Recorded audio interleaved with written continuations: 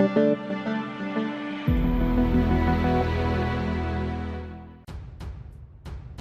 to hard reset Huawei Mate 40 Pro.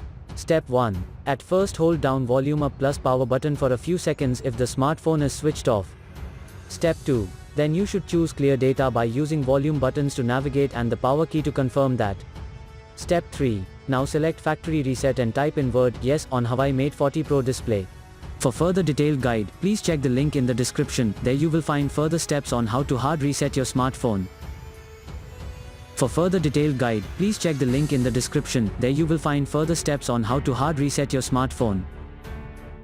For further detailed guide, please check the link in the description. There you will find further steps on how to hard reset your smartphone.